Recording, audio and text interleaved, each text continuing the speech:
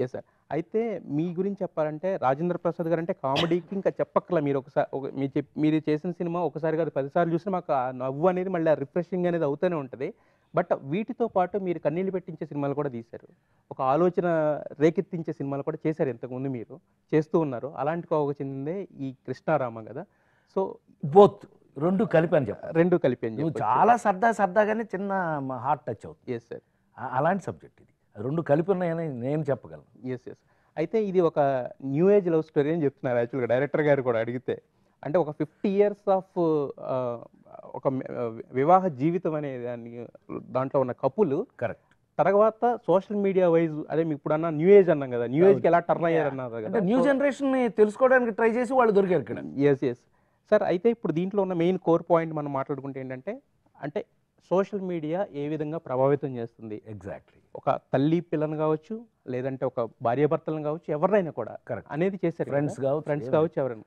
అంటే social media వల్ల లాభాలు, నష్టాలు కూడా ఉన్నాయి. అవును. సో మరి ఈ సినిమాలో ఉన్న కోర్ పాయింట్ ఏదైతే ఉందో, మీ రియల్ లైఫ్‌లో ఎప్పుడన్నా ఇంప్లికేట్ అయింది అది? అసలు నేను నీకు ఇందాక హానెస్ట్‌గా చెప్పినట్టు సోషల్ మీడియానే నాకు కొత్త. సో ఇది లైఫ్‌కి సంబంధించి ఉండే అవకాశం చాలా తక్కువ. ఎందుకంటే as you know very well, అంటే కనీసం మీ జనరేషన్ వాళ్ళు నా సినిమాలన్నీ చూసే అవకాశం ఉంది. స్మాల్ స్క్రీన్ వల్ల కానీ, లేకపోతే యూట్యూబ్ల వల్ల కానీ, ఏదైనా కానీ మొత్తం మీద నా సినిమాలన్నీ చూసే అవకాశం ఉంది నాకు. అది నా పెద్ద అదృష్టంగా భావిస్తుంటాను నేను ఎప్పుడు. ఎందుకంటే ఆ తరం వాళ్ళకి జరిగిందే అవకాశం లేదు. అంటే ఆ తరం వాళ్ళ సినిమాలు కూడా బ్లాక్ అండ్ వైట్ వేస్తున్నారు ఇప్పుడు, కానీ చూసే అవకాశం లేదు, వాళ్ళు లేరు. బట్ నాకేంటంటే నేను చూస్తూ నా ముందే అన్నీ జరిగే ఒక ఏజ్ గ్రూప్లో ఉన్నాను నేను. మనకు అదే కదా అదృష్టం, మనం అది చూస్తున్నాం, ఇది చూస్తున్నాం. సో ఇది నాకు కొత్త, అదే నాకు కొత్త ఎక్స్పీరియన్స్ ఇచ్చింది నాకు ఈ కథ. ఓకే.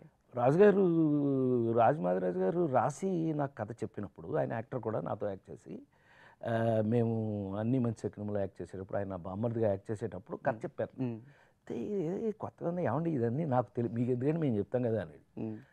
ఇది ఆయన ఎక్స్పీరియన్స్, ఆయనకు జరిగిన ఎక్స్పీరియన్సెస్, ఆయన ఇంట్లో అతను పర్సనల్ లైఫ్లో జరిగిన ఎక్స్పీరియన్స్. ఇది నిజంగా హానెస్ట్గా చెప్పాలి అని అంటే ఈ కథ నాకు చాలా బాగా, అదంతా ఏం లేదండి. నేను అసలు ఈ కథ వల్ల బోల్డన్ని విషయాలు నేర్చుకున్నా, మెయిన్గా సోషల్